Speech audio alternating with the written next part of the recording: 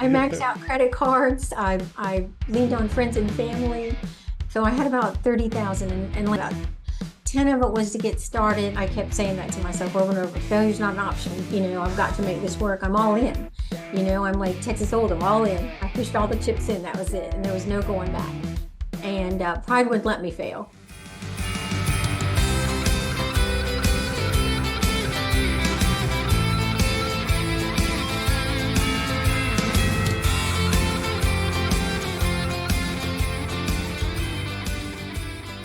Hello and welcome to this episode of the Independent Dealer Podcast. Luke, we are in the beginnings of December, the start of our How I Built This series, which is my favorite time of the year. Yeah, it's a great time. I thought tax time was your favorite time of the year. It is Jeff. also this same time, so they coincide. Okay. Yeah, you get the fourth quarter, and you get to do How I Built This. But yes, How I Built This is one of my favorite times. Favorite times recording because we get to talk to so many interesting dealers who have who've gone through so much, and they can teach us so much. And one of my favorite dealers is with us today. Somebody I've known for 15 or 20 years, Darla? Yep, something like that. Yeah.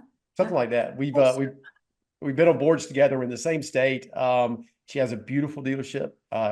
She is a national quality dealer winner. I think there's only been 3 from the Carolinas, and maybe only 1 from South Carolina. Darla's that person, and she is the upcoming president of NIADA. So we are privileged to have her with us. Darla, introduce yourself. Well, I'm Darla Booher. My dealership is in Greer, South Carolina, and it's Deal Depot. I do about 99% buy here, pay here, and I've been doing it since 2002. It was January of 2002 is when I sold the first car. Wow, I thought you'd been doing it longer than that. Oh, well, I've been in the business a lot longer, but I've owned my own dealership since 2002. Okay, well, we'll have to go back and start at the beginning here in a second. Okay. Yeah, let's get into that. I want to know, 2002, what were you doing before that? Like, how I don't understand sometimes how people fall into the industry. There's a lot of better ways to make money. I'll be honest with you. I think we all probably feel that way at times. Yes. So set that up. Well, what were you doing in the early 2000s and why a dealership? Well, I started out working in franchise dealerships. And so I had been working, I started out in sales, and then I went to school, became an F&I manager in a franchise dealership. Then I became a sales manager in a franchise dealership. So I did that for several years. And then I was asked to go interview with someone who had an independent lot, a buy here, pay here lot. And I kind of scoffed at it a little bit. But I went on the interview and was recruited by that company to go to work for them. And that's how I transitioned from franchise dealership to buy here, pay here. So, but I did scoff at it at first. They all scoff at us. They all what does that look like going from a franchise dealer to interviewing there? I mean, it's got to be a culture shock. I mean, there's all kind of things. Why would you take that job over staying with the franchise? Well, after a while, the politics and the turnover and all of the things that happen at the franchise dealership, can really get to wear on you and where you think your career might be going.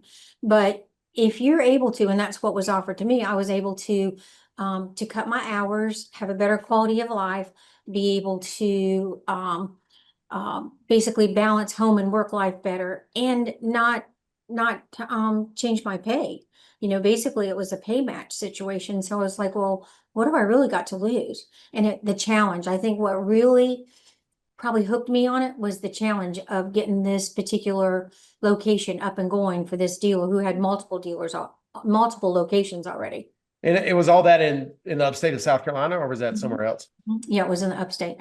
So it was right here in my backyard, had dealers scattered all over Georgia and Florida. So had dealerships, so.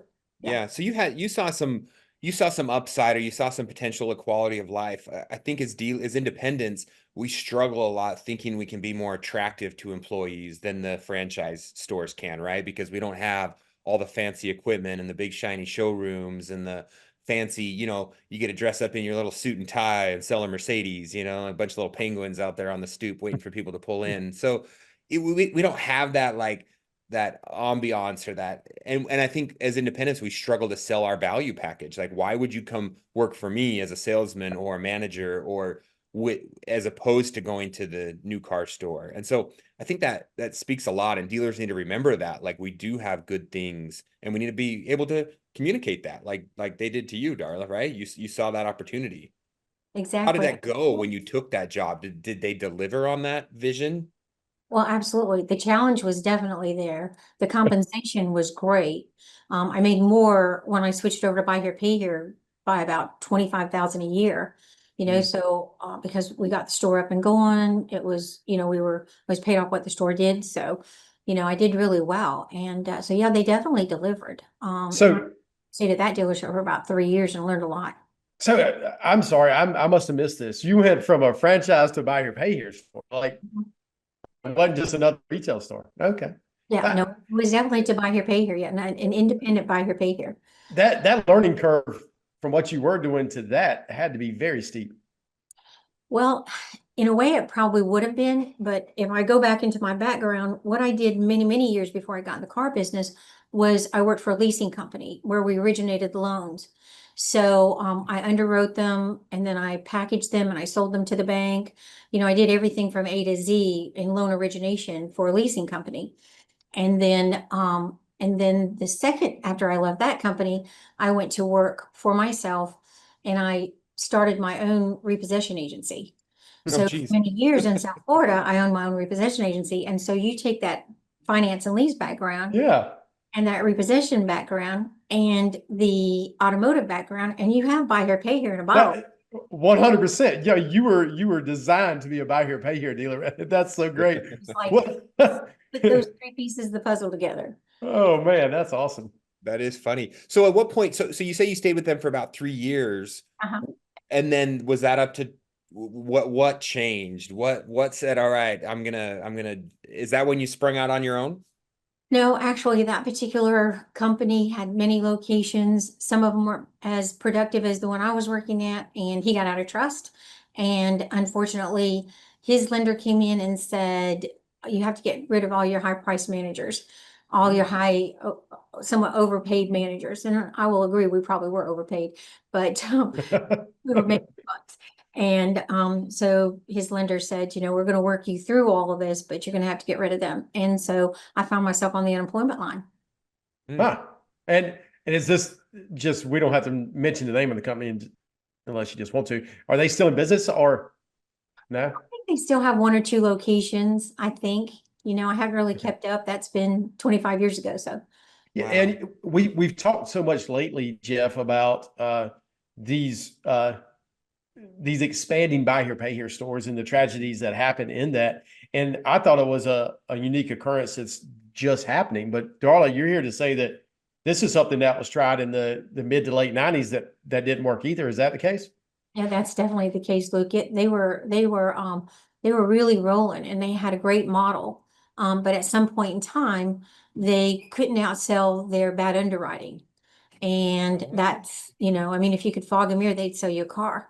And I think that's the way Buy Here, Pay Here might have been run, with multiple locations and everything. There were no processes. The Yeah. stores didn't really do everything uniformly. It was just dependent on who was running which store. And so unfortunately, they found themselves kind of, well, out of trust, underwater. So, and so they had to reorganize. And they did it, of course, without bankruptcy. So that was a good thing for them. Yeah, and it's much easier to do. Well, let's say it was easier to outrun your lender back in the day because your cost of car was so cheap. So Yes. you could sell the $3,000 car for $79.99 back in the 90s. And so you had these large gross margins and you get your advance rate. And it was probably a game that could be played much, much longer than today with tighter gross margins. That kind of crumbles a lot faster. Is there any other lessons that you feel like you learned coming out of that dealership and kind of being on the inside as it fell apart? Don't have loose underwriting. Don't try to outsell bad underwriting. We know those are great lessons. Right. I would say processes, how important processes were or are, and they should have been in place there. And uniform from store to store to store. They experienced a lot of growth and they really didn't have any real infrastructure for how to provide cars and how to how to get, even how to expedite titles out to their different locations. So there was a lot of things that they used to have processes for. And it sounds like maybe they were top heavy in management as well. Yes, they definitely recruited great people like me by paying them big bucks. And so they had great talent. But again, their overhead was more than they could afford, really. Yeah. We That's see that. easy.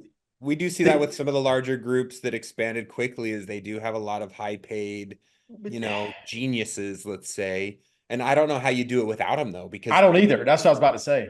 hire a bunch of not smart guys that you paid bottom dollar for. That seems like a bad recipe also. Yeah, but if you, Yeah.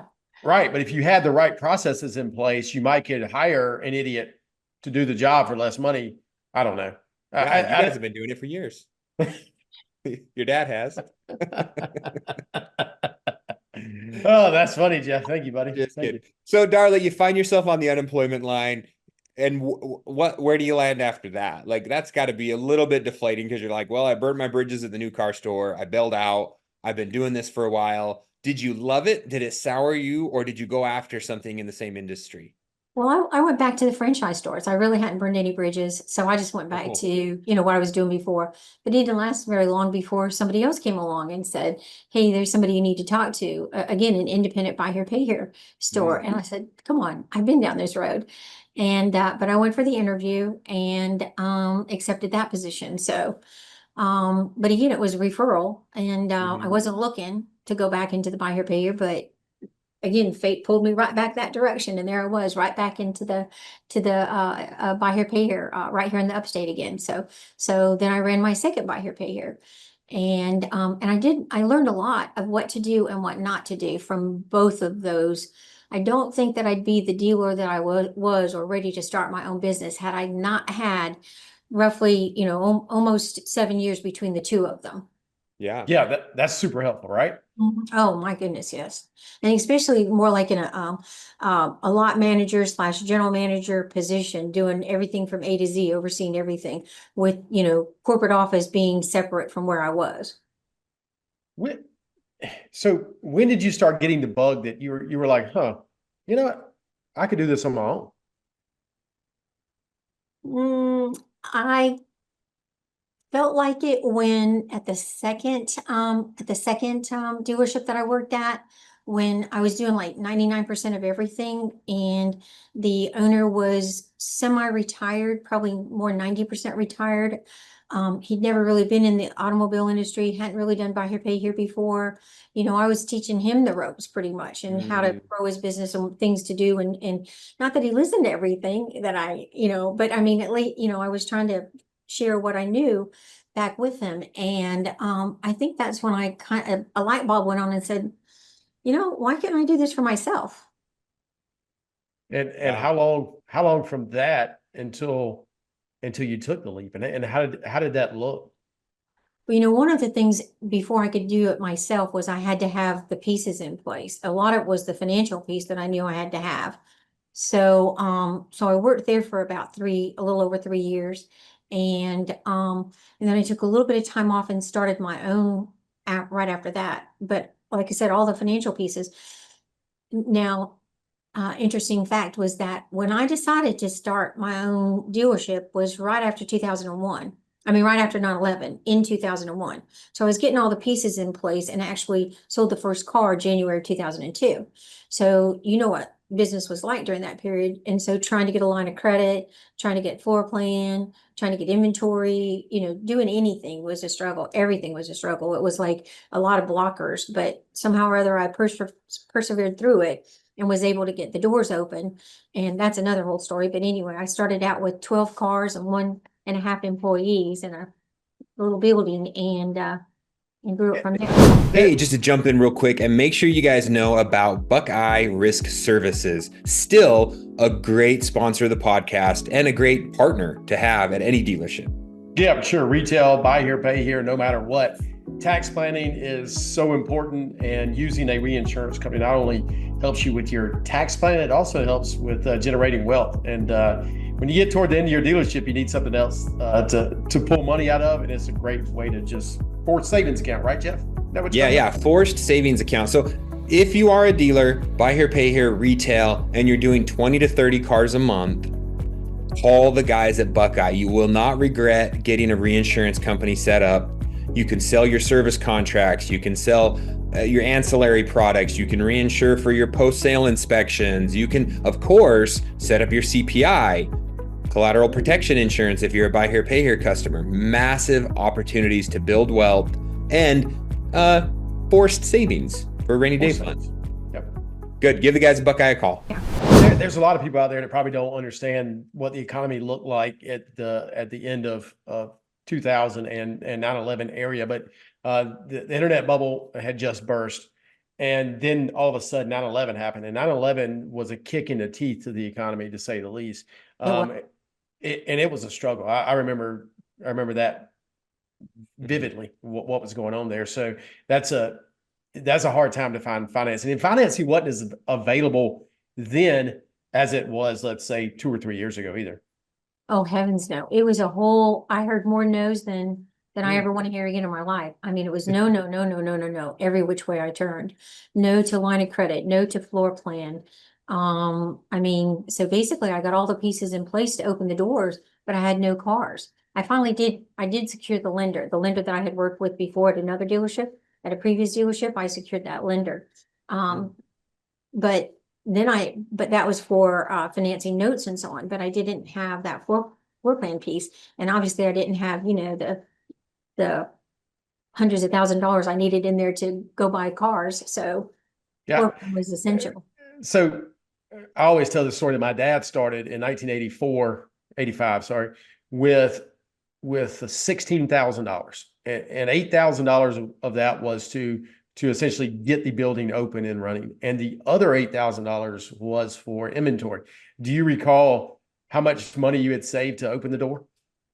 Yeah, I had about 30,000 roughly, and 20 of that was borrowed.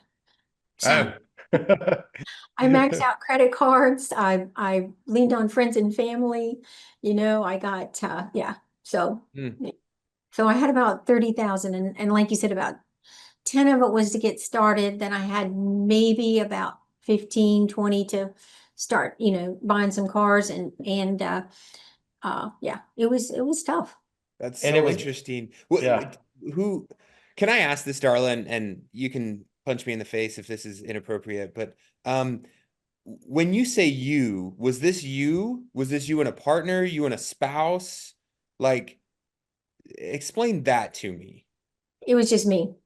Okay, so I don't want to go down this road, but but you're going to. I know you, Jeff. Do you feel like in that time frame, and in 2000s were maybe a little bit more like okay, but when they saw your name on an application, was there any like, I don't know if this blonde lady knows what she's doing, maybe I don't want to give her money? Was there any of that, or do you feel like you were judged on your history and your resume? Well, I think a combination. Nobody was loaning money to anybody, no matter what name was on it. So that was half the battle right there.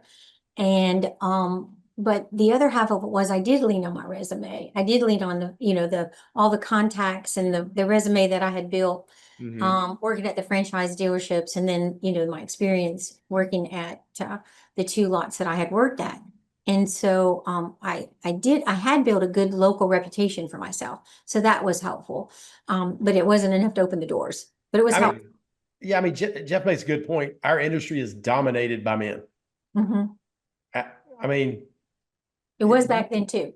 Yeah, I mean, it may be worse back then. I mean, that's definitely got to be a little scary, right? It was, but something that I learned in a Joe Verdi class: failure is not an option. And once I had started it, I kept saying that to myself over and over: failure is not an option. I've got to make this work. I'm all in. I'm like Texas Hold'em, all in. I pushed all the chips in. That was it, and there was no going back. And pride wouldn't let me fail. Yeah. So we're sitting here in 2002. How long did it kind of take to get your feet under you and feel comfortable and get rolling?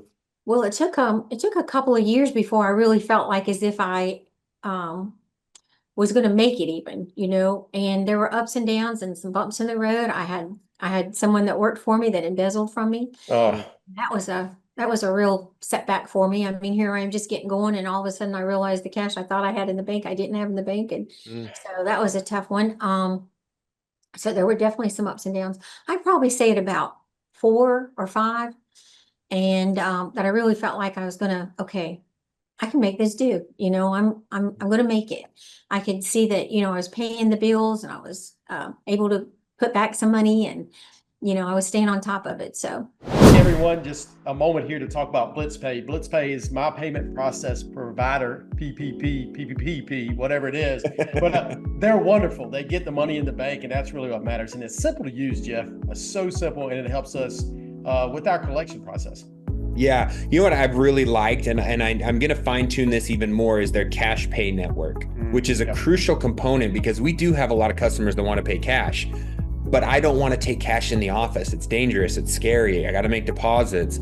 So we're pushing it more and more and more. And then there's always the few customers that don't quite understand technology and push back, but we're educating them more frequently, and it's really making my anxiety go down, because I don't have large cash deposits at the end of a Friday. Yeah, I'd hate for you to lose any more here. Yeah, it's stressful. But the self-help options are really what makes the difference. You don't have to have customers calling you, hey, run this card, run this card, run this card. No, they can help themselves, because the portal is so easy. It's mobile friendly. It's all right there on their little phone, which everyone has, and they can take care of their payments themselves. That's the most important part. Yeah, everybody needs to call Blytzpay, get them to hook you up. So you're trekking along, and then 2008 hits. What do you remember what happened then? Like, how did your portfolio weather the storm through the financial crisis? Do you recall that? Do you feel like you were established enough that you took the hits and it wasn't a big deal? Or because a lot of dealers didn't make it through that, especially ones that would have been of your dealership's age. 5 years is still the danger zone. How did you guys do? well, I gotta say, I know that we sailed through it. I mean, we had issues with, repos being higher than should be and so on, but I really didn't hit any big glitches.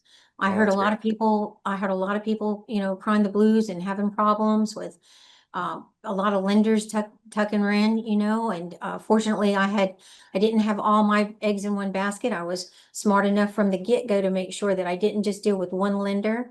One of the great big ones that, when I was able to get capital, I still said, no, I think I'll just keep it spread out a little bit. I don't want to put all my eggs in one lender basket, because I'd seen what would happen. And then 2008 cemented that you just can't put all your eggs in one basket, or at least I didn't feel like I could. And I had learned that from the franchise business. No franchise dealership's going to put their whole just deal with, like, let's say Chrysler Credit or Honda. They're going to make sure that they have a whole arsenal of lenders of every size, because sometimes, the captives will buy deep, and sometimes they would tighten up. And so, having seen that ebb and flow from the franchise side, I knew I didn't want to put all my eggs in one basket. So I spread it out. And when So you you say could- that, do you mean you had multiple lines of credit, like multiple lend, because you were doing strictly buy here, pay here at that point, right? Strictly buy here, pay here, and I had a lot of private money, private lender Okay. money, as well as commercial. So I just kind of spread it Ah. around. Awesome. That is smart. That is a very, very good lesson. And we talk about that quite often, of having diversity and a fallback, because you're right. You don't know what your lender's appetite's going to be day to day. And we harken back. We know dealers who had a single private lender who had a huge appetite for buy here, pay here, until he didn't. And then And then he all of a has to sudden- call the dealer principal overnight and Or- say, hey, man. Or he passes away and his family doesn't want to be in that business anymore. I mean, all those things can happen. So spreading it out is so important. Yeah. Yep. If And you can. I saw it happen to several dealers, during that period of time. And I felt bad for them, because nothing they did, I mean, it wasn't on their end. It's like you said, Jeff, the lender just lost the appetite for doing it and decided that they were gonna, close up that Yeah. sector of the business. And there that dealer was scrambling, maybe with a $10 million portfolio or $20 million portfolio. So at that point in time, I was in 20 groups. And that's another thing that I think saved my bacon through all of that was, making sure that, I hung tight in the 20 groups. And I also, it was 2007, I took the CMD course. And I really do think that that was probably another factor. I can't minimize that because it definitely, it was an eye opener taking the CMD, what I didn't know. And so bringing what I learned back to the dealership and applying it made me tighten that belt. And I don't know if I'd made it through 8 and 9 if it weren't for that. So.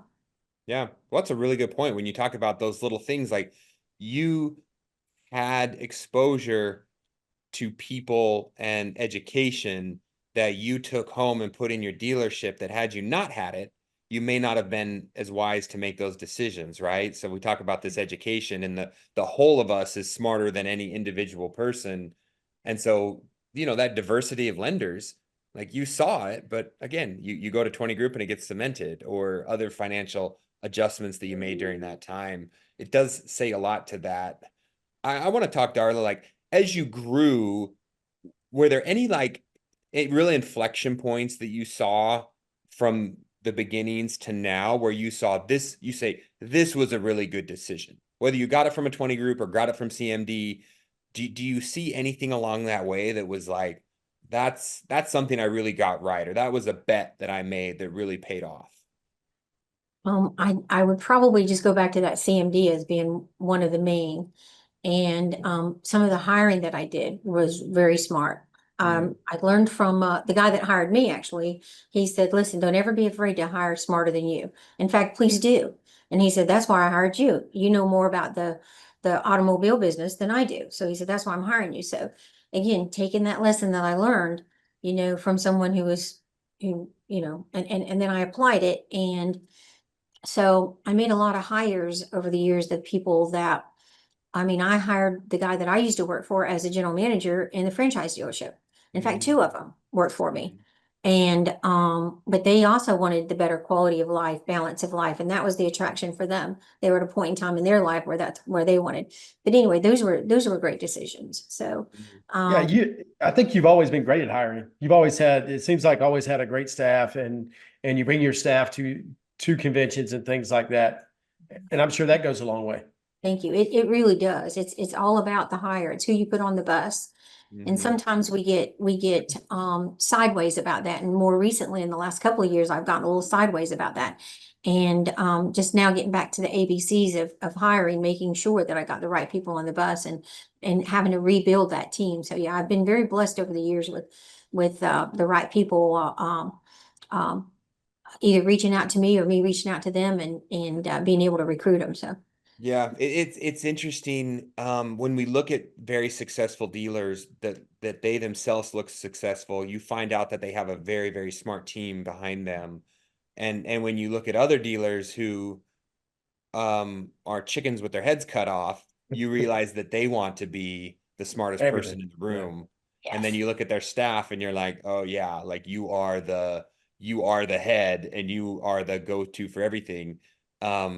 And other guys are okay with bringing in really, really smart, educated people. So it almost goes back to that first conversation we had about, your first guy that hired you and paid a lot of people high dollars to have smart people, as opposed to saying, well, I'm just going to go with the whole E-Myth, McDonald's situation where I'm just going to have really good processes and just try to hire the cheapest people possible.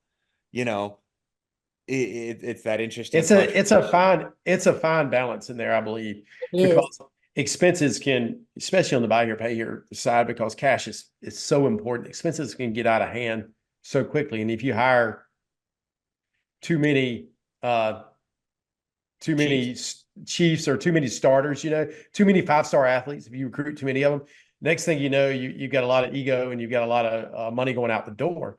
And so, maybe the best football teams out there, they've got 5-star athletes in the right position, and then they have 2- and 3-star athletes, doing the work. I don't know. It's definitely a fine line and something that you got to figure out. I would only point out there that when you look at Darla's situation with her first dealership and you look at some of these recent implosions, it's not necessarily that the overhead was high. You had high personnel overhead, but you had bad underwriting and bad Yes. processes in both those in all of these situations we look at, right? You look at Yeah. Tricolor, you look at Adonis, you look at these other guys. There was a lot of loose underwriting because these rock stars were trying to meet numbers or make numbers, or maybe they didn't have the right compensation plan set up to incentivize Or grow too fast. yeah, That's true. accuracy, or they were just growing too fast, right? Maybe you got some rock stars, but you added too many rock stars. Mhm. So I don't think there's anything wrong with having 5-star athletes. You just got to make sure that they're not running amok, or I guess out chasing the program or something. I don't know. I don't know.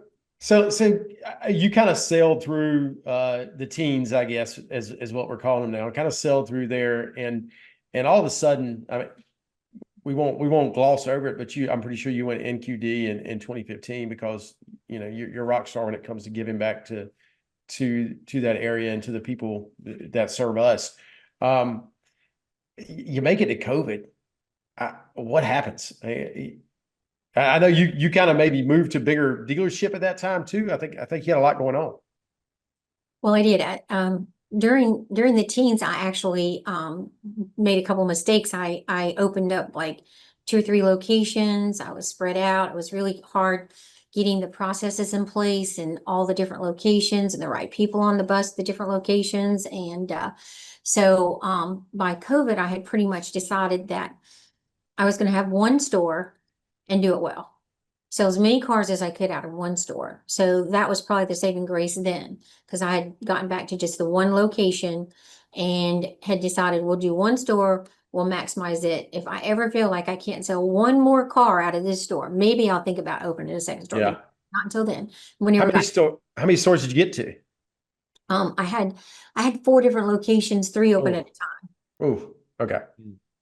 Yeah. That's a lot. That's a lot going on. So, and for some reason, God blessed you and said, hey, those stores aren't working. Let's get them shut down, because if you go into COVID with that, whoa. Whoa, exactly. And I was doing rental car at the time too. And right before COVID hit, I just closed out my rental car business. So another timing is everything. And I just closed it down right before COVID hit. So that was also great timing. And nothing, I mean, it was unfortunate why I had to cut it, why I had to close it down, but that's another whole story. Yeah, I think I've had the same story. Embezzlement, but anyway. Oh, mine was just insurance problems. Oh my gosh, in South Carolina, what a nightmare. But so I do recall that you were in one location, and a location maybe right down the street came up, and you were able to buy it, the location you're in now. Right. Well, I started out up the street, probably about a quarter of a mile when I first opened up, like a little teeny tiny building. And I moved down to the other end a little bit, and I was the only store down there. And I had expanded from the building I was in to the building next door as well. So I had 2 buildings. I actually had 2 stores side by side. One was all for operational and service, and the other one was just for sales. So I had two different buildings basically side by side. And then the building that I'm in now came open, and so I bought it, and that's where I am now. So it's an old Suzuki, not an old, it was a new Suzuki store. It hadn't been open long as a Suzuki store. Failed obviously as a Suzuki store. Was an independent for a couple of different guys tried, retailing out of it. And when it came open, I bought it. And I think maybe you at some point leased it to another competitor. I did. So I kept one of the stores I had, one of the buildings I had, to keep my sales in that building. And I moved my admin to the new building. And I had a business that filed bankruptcy up in the front part of my building.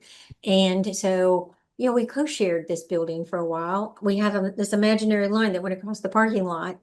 And but they were paying the mortgage, so I was happy. I mean, they're paying the whole mortgage, the taxes and everything. Again, they could have probably got this building for half what they were paying, but hey, I wasn't going to argue. So I was happy to let them do it. But that's probably why they filed bankruptcy, because I think they did very bad on negotiating their lease locations. But that's another story too. But anyway, so yes, then I said when they moved out, I said, okay, now this is an opportunity for me to have sales and service and admin all under one location, under one roof, which is what I always wanted to have anyway. I knew when their lease was up, that's what I was going to do. And so it just sped the process up. Yeah. I mean, and it's a beautiful location. I wish I had that type of new car feel in a BHPH location, because it really helps. It does. It helps from a lot of different reasons. I mean, it gives us basically, well, for one thing it's helpful with is being able to recruit good people. And, you know, and like I said earlier, having the right people on the bus is the most important thing. And so it definitely having a nice location has helped us to be able to recruit some really great people. Yeah, it is. And owning the land that you live on is really important too. We talk about that all the time. With these other locations that you had, did you sell them? Do you own them? Did you own them? Is that kind of like a retirement plan? You just lease them out, or did you sell them in 1031, or what happened to those ones? Well, I have both. I have two of them. One of them I was just leasing, but I still own two of the properties that used to be car lots that I had running. And one of them I have leased right now. The other one is between tenants right now. So it would normally be leased, but it's between tenants. To car dealers? No, actually, Oh, okay, probably best. well, one of them is a vape shop now. They're everywhere. Everywhere, yeah. And the other one, like I said, could be a car lot, but is not currently. So, Yeah. so Darla, let me ask, at the peak of your growth, are you there now, or were you there before? And what was that? What did it look like as far as scale, number of accounts, number of employees? Like, give us the overall scope of what you've had to deal with. Well, once I got into this new building, I knew that the 40 or 50 cars a month that I was selling, with the number of employees that I had, you know, 15, 16 employees or whatever, you know, just probably wasn't going to pay the overhead for this building. And since, you know, I didn't have my tenant anymore paying the mortgage, I had to step it up and decide that I was going to upward scale. So the last 2 years have been basically, have been just that, building the foundation, getting the processes in place, getting all the people on the bus in order to scale it up. So, you know, that's where I would say right now I can probably take a deep breath and go, I think we're there now. So, you know, we have all the pieces in place to scale, and we're in the process of scaling. And you're expecting a big tax season? Oh my, yes. Yeah. Tax season's great. Hey guys, real quick to break in on this one. Want to make sure you guys are set up. Tax time is around the corner. We're just about 1 month away from actually being able to file taxes in our dealership and get the refund advance checks printed right away. That's one of the best parts about this program, is these refund advance checks. They are no recourse. So no chargebacks, no nothing. You got that money, you're good to go, man. And that's what's great about partnering with someone like TaxMax, is they've done all that hard work for you, Jeff. Yeah. They're giving you a check or a card. Yeah, we did that on a large percentage of our deals last year. They got approved. TaxMax did the refund estimate, and then they stand behind it and they say, hey, this customer got this amount last year. We're pretty darn sure they're going to get the same amount this year, if not more. Yeah. We're going to go ahead and get you a refund check, advancement check for $6,000 sometimes. And I would print that check, put it as their down payment, and roll the car. It's pretty awesome. That's crazy. He said 88% of customers last year were approved for refund advance. So, I mean, that's pretty good odds. Also, man, tax season, it's so short. And you got one chance to get that money, so get it. Let's get it in the bank. So, Jeff, use code VIP to get a discount from those folks at TaxMax from the pod. The last two have been pretty good, but you know, we expect it to be off the chart this year because, again, well, you know, we have all the pieces in place now, the right people, the right inventory. We've been here now for a couple of years, so you know, we have the right marketing. I feel like we have all the pieces in place now, so I'm expecting a big tax season. Yes. How many do you typically keep in stock as far as vehicles? What's your? I usually have on the lot at any given time 100-ish out, you know, out for ready, and then I keep another, I hate to admit it, but probably 40 to 50 in recon. Yeah, so that's about what we do. Yeah, that's about right. Yeah. That's and I imagine your price point. What's your typical ACV? What are you shooting for? So we've recently come down over the last couple of years by design. I was at, roughly 8 to 9,000. I'd gotten up that high, post-COVID, and now I'm back down to 6 to 7. Oh, wow. Wow. There's so many people that wish they could have done that, Darla. So that you're able to do it is a testament to what you're doing, because that's really hard. It is hard. It is hard. And it definitely means that, we have to underwrite differently and, but yeah, Takes a so. big service center. Yes. And it takes a big service center. Service centers always, is the struggle. I know it's, it's everybody's dealing with it, making sure that, we can get the cars out to scale like we have been. That's probably our weakest link right now. Mm-hmm.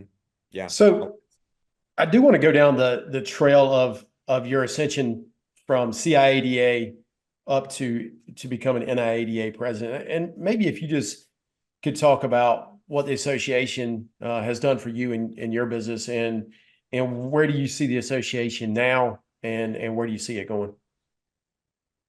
Well, I guess it's easier to comment on where I see the association going, because I'm really and truly excited about what the association's doing right now. The focus being on what it's always been on, which is making sure that we are advocating in having a presence in all things that impact the dealers, both retail and buy here, pay here, from a legislative point of view on a national level. And where I would say that we're really drilling down on that. And I think doing a great job as an association, staying on top of that and continue to, especially since I think that Jeff Martin's got the right people on the bus now as well. And so then taking it also, one of the things I know that the focus of the board and the association is continued education. I'm forever grateful to the education that I've received through the NIADA. And I've said it, and I'll swear by it. I wouldn't be where I am right now. I wouldn't have what I have and live the life that I love if it were not for the education I've gotten from the NIADA. And just where that's I owe everything to that education and the people. It's the NIADA and all the people that I've met and all the networking. Luke, it's you and Jeff, and it's everybody that it's all of that networking and the contacts and everything that I've done that I've been able to count on over all these years. So Yeah, I 100% agree. It made me the dealer I am today. It's so many of my best friends are dealers now, and they weren't before. It's a long haul though. We were talking about this before, and some people hop on these boards thinking that it's just a resume builder, but it's true work, Darla. And we really appreciate you and all the other board members for putting in that effort along and along. well, thank you. I serve with an amazing board and have since I started with National, and the guys that were on the board before, who are now, that were chairman and so on, everyone, Scott Allen and Joe McCloskey, and, all the way, and the newer people on the board now, it's just amazing. So. Darla, let me ask, what do you hope to accomplish? Like, what's going to be the Darla legacy 2-3 years from now that you say, hey, I want to make sure that I have my hand or my imprint on this part of our national association?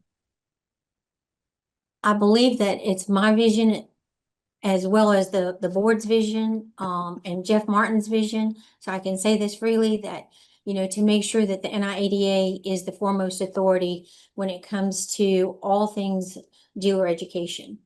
And making sure that that's a focus. Advocacy is obviously very focused and something that the association's already doing. I believe the room for improvement is in education, and to be able to make sure that that education is available for dealers of all types, retail or buy here, pay here, and of all sizes, from the small mom and pop dealers all the way up to the dealers that have 10, 15, 20 locations, and anywhere in between. So it's not like one size fits all education.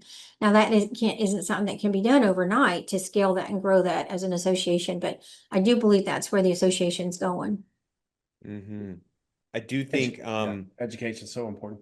yeah, obviously we know we've got the annual convention, we've got Buy Here, Pay Here Dealer Forum that's actually probably going to have happened by the time this episode airs. So hopefully we have a great, exciting turnout there. And the 20 group program, which has obviously been on, I don't know if I should say life support for a couple of years. And making sure that relaunches to be what it was in its glory days 10 years ago. You know, that's a tough thing to do. It is very tough, and a lot of time and energy and resource goes into the 20 group. And will continue to go into the 20 group because there's a lot of value in that for dealers, for our dealer members. And as long as it brings value to dealer members, it's going to stay at the forefront of for the staff of NIADA as well as the board. Mm-hmm. Okay, so before we wrap this up and close this out, we appreciate we've taken so much of your time. Where does Darla, what's in store for Darla over the next 5 to 10 years? Retirement. Okay. Yeah. Do you have a succession plan set up? Can we ask that real quick? Like, do you have someone set up to run the dealership? Are you gonna sell it and close it? Like, do you have a plan? Well, my grandkids are one's just in his first year of college, and he's the one that probably is most likely to want to take over the dealership. Yeah. Okay. I'm not pushing him, but he has kind of indicated that he might want to. So he's taking general business courses and so on. But I really don't have a concrete plan at this point in time for retirement. That's why I'm here working my 12-hour days. Yeah. I tell you, you've worked it well and you've done a great job. I do believe that anybody would be lucky to come in and run your dealership or buy your dealership because it is set up for success. So that's great. Thank you. Thanks. I appreciate it. And again, I'm not planning on retiring anytime soon, so I don't want to start that rumor. But, it's kind of fading more towards, being able to not have to work my 10-12 hour days. And that's where I am right now, is to be able to have more personal time. And again, it goes back to, we went through this 2-year growth and scaling mode, and it was strategically what we planned on doing, me and my team, and we're there now. So I think I can kind of breathe, and I have been the last few months. I've been taking a little bit more time off. Yeah. Well, good job. You deserve it. Thank you. Absolutely. Darla, thank you so much for your time. It's been so interesting, and I love having known you, but never really being privileged to the background of you. I feel like I definitely appreciate like what you've been through so much more. And so I hope everyone else listening to does too. Well, thanks. I hope it helps and inspires others, and maybe gives them a little bit of a roadmap of the do's and don'ts, because heavens knows, we learned it. We don't want everybody else making the same mistakes we did. And then there was things that I've done right that I hope maybe I can pass on to some other dealers and help their journey easier. Thank you, Darla. Thank you both. Thank you for what you guys do.